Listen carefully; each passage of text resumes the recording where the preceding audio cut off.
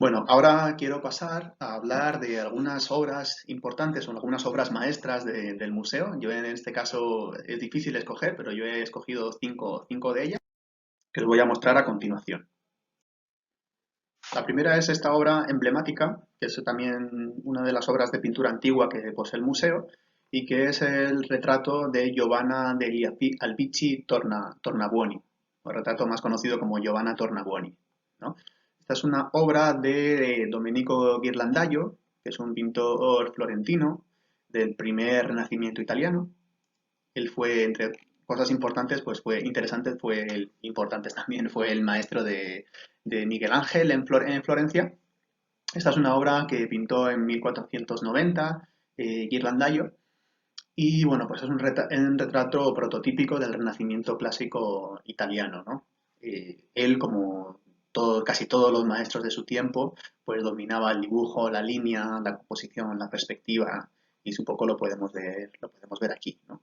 La protagonista de este retrato es Giovanna Tornabuoni, que era una joven de la burguesía florentina que murió muy jovencita. En este retrato tendría cerca de 20 años, que es justamente a la edad a la que murió, y, y, bueno, pues más o menos estaría rondando los 20 años en este retrato, ¿no? Esta joven florentina que aparece representada pues de una forma que fue habitual en los retratos de la época, ¿sí? Aparece de busto, es decir, de torso para arriba y totalmente de perfil. Vemos un sencillo marco arquitectónico como fondo de la imagen. Sí, pero bueno, realmente destaca la belleza de la joven, ¿no? Con facciones muy delicadas, suaves, reflejando el pensamiento artístico de la época, en el que por un lado no se trataba solo de imitar la naturaleza o la realidad, sino también superarla, ¿no? Representando un ideal, una imagen idealizada, ¿no? Que mostraran esos valores supremos para los artistas y teóricos del Renacimiento, la belleza ideal, el amor, ¿sí? Todos esos sentimientos o o partes de la realidad, pero idealizadas, ¿no? Eso es interesante. También destacar los objetos que ella posee, el colgante, ¿sí? La riqueza del detalle en su túnica, ¿sí? En su peinado también. Bueno, eso es interesante de esta obra, ¿no? Que como digo, es una de las más emblemáticas de la colección. Bueno, otra obra única que posee el museo es este autorretrato de Rembrandt, autorretrato con gorra y dos cadenas, en la que podéis ver al pintor holandés en uno de sus numerosos autorretratos. ¿Sí? Esta obra la pintó hacia 1643. El retrato fue una de las virtudes de Rembrandt, ¿sí? Esa idea de la autoexploración. Bueno, pues a través del retrato precisamente es una de las constantes, ¿no? Que marcan el estilo de este artista que se autorretrató en numerosas ocasiones, en muchas épocas de su vida, reflejando estados de ánimo diferentes, ¿sí? Épocas de su vida diferentes, que, bueno, pues mostraban lo mejor del artista, pero también lo peor de su figura y de su carácter, ¿no? Sobre todo ya si vemos el Rembrandt de la última época, ¿no? Este más o menos estaría a mitad de su vida, ya en su periodo de madurez. En este sentido, ¿no? Al reflejar lo mejor, pero también lo peor de su figura, Rembrandt se convierte en un innovador en la pintura, que prefigura maestros como serán luego Goya o Van Gogh en este sentido, ¿no? Y que ya rompe un poco con la idealización característica de épocas anteriores, como el retrato, por ejemplo, que acabamos de ver. ¿No? Esta obra, este autorretrato de Rembrandt, es la única del autor que posee este museo, y aquí podemos ver in situ las cualidades que definen a Rembrandt como pintor. Por un lado, su manejo de la luz, creando un contraste admirable, ¿no? De luces y sombras, su manejo del pincel, alternando detalles, detalles que alcanzan el máximo grado de definición, pero también, como podemos ver, por ejemplo, en la túnica o en los ojos, ¿no? En algunos detalles de esta obra, pero también las contrasta con partes difuminadas, ¿no? Partes muy difuminadas que se quedan prácticamente en una mera mancha del pincel, ¿no? Creando pues realmente algo característico del artista, ¿no? Que manejó muy bien y que supo crear muy bien texturas, pinturas ricas en matices y en contrastes, ¿no? Vamos con la siguiente, que es una de las obras también fundamentales de la colección. En este caso es una obra de la colección de Carmen, de Carmen Thyssen, y es una de sus obras más queridas por la que siente devoción, ¿sí? Es Matamua de Gauguin. Esta obra la pintó el artista francés en 1892, ya un poco ya al final de su vida o en esa segunda etapa de su trayectoria, que es un año después de viajar a Tahití. Bueno, es conocida la afición que tuvo Gauguin por esta isla del Pacífico, ¿no?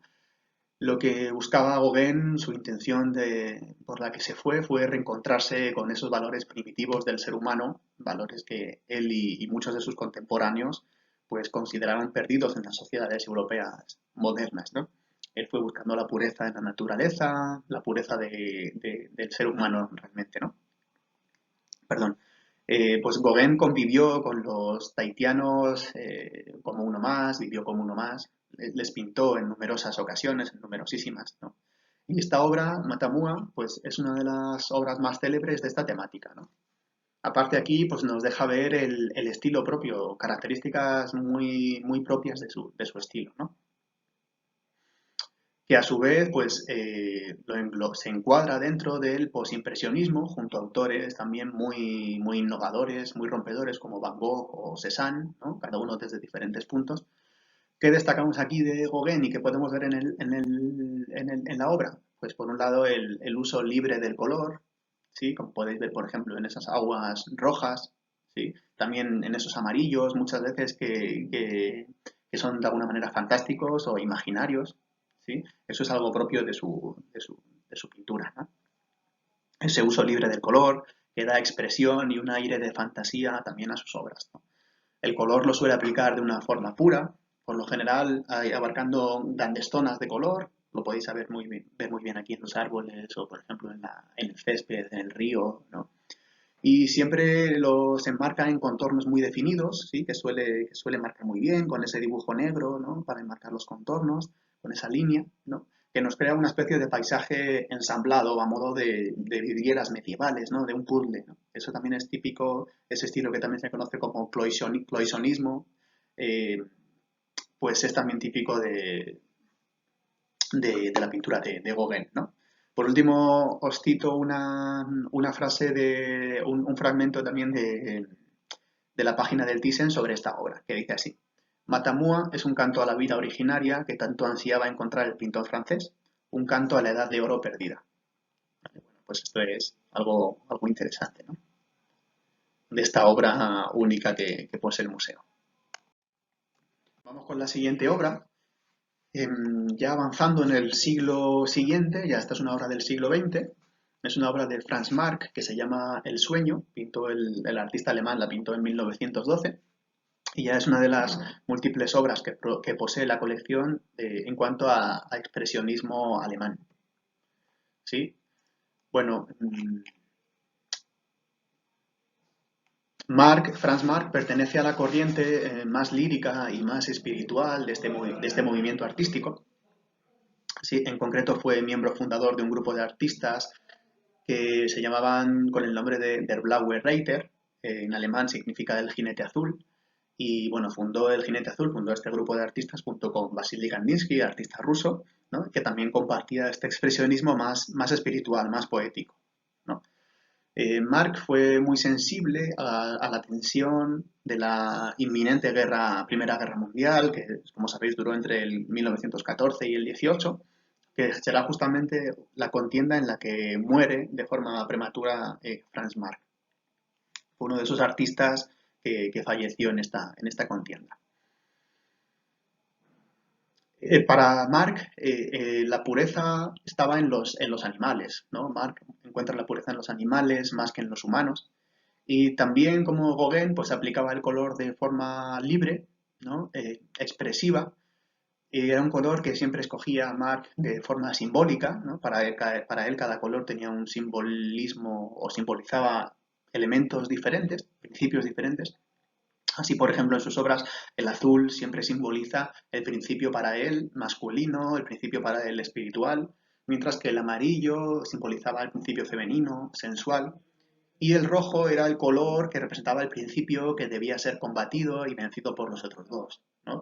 Como veis, ahí hay una idea un poco bélica, un poco de combatir, ¿no?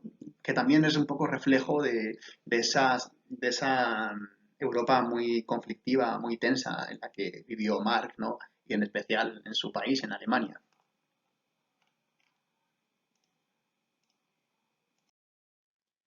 Y por último, os he puesto aquí, he escogido ya una obra, es una de las obras más modernas cronológicamente hablando, que tiene el Museo Thyssen, y que es esta famosa mujer en el baño de el artista estadounidense Roy Lichtenstein, que pintó en 1963. Mm, Su autor es uno de los artistas más emblemáticos del arte pop estadounidense, y aquí lo que vemos en esta obra es el artista nos plantea una revisión de un tema que había sido muy común en el arte occidental, que es este tema del baño de Venus, ¿sí? O finalmente, en última instancia, un reflejo de la belleza y de la sensualidad femeninas, ¿sí? Pero visto desde una óptica innovadora para la época, los años 60 del siglo anterior. Aquí Liechtenstein lo que hace es emplear o utilizar una estética propia que él recoge del cómic, ¿sí? Algo interesante, ¿no? Pero él crea un engaño visual al utilizar un lenguaje artístico que era reproducido mecánicamente por tiras de impresión, ¿no? Como se hacía en el cómic, pero él lo hace pintándolo, ¿no? Entonces, como veis, marca mucho los contornos de la figura, de la espuma del baño y demás, ¿no? En una estética muy típica del arte pop, con esos colores puros, ¿no? Eh, y también utilizando los propios puntos de la trama de impresión que ahora son pintados. Son esos puntos, esos famosos puntos Bandai, que forman toda la figura principalmente de la mujer, ¿no? Y que los compone como una especie de puntillismo que reflejaban esa reproducción mecánica, ¿no? Utiliza los colores primarios, azul, amarillo y rojo. ¿Sí? Bueno, es una obra muy, muy importante, muy, muy destacada también de la colección del Thyssen, ¿no? Sobre todo también por el momento que marca el arte pop y obras como esta, ¿no? Que marcan ese momento de frontera entre lo que conocemos como arte moderno y arte contemporáneo, ¿no? Si bien el arte pop forma parte del arte moderno todavía, de esos movimientos de vanguardia estadounidenses, también englobados dentro de las llamadas segundas vanguardias, ¿sí?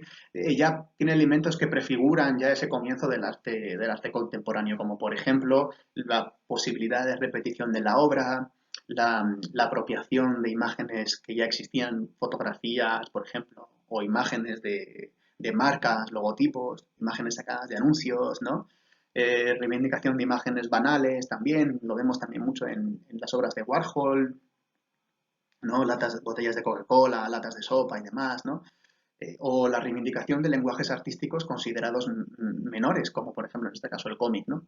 Esto ya prefigura características esenciales del arte contemporáneo que, bueno, a mí me interesa muchísimo y en un siguiente video nos vamos a centrar mucho más, un poquito más en este lenguaje, en este estilo, ¿sí?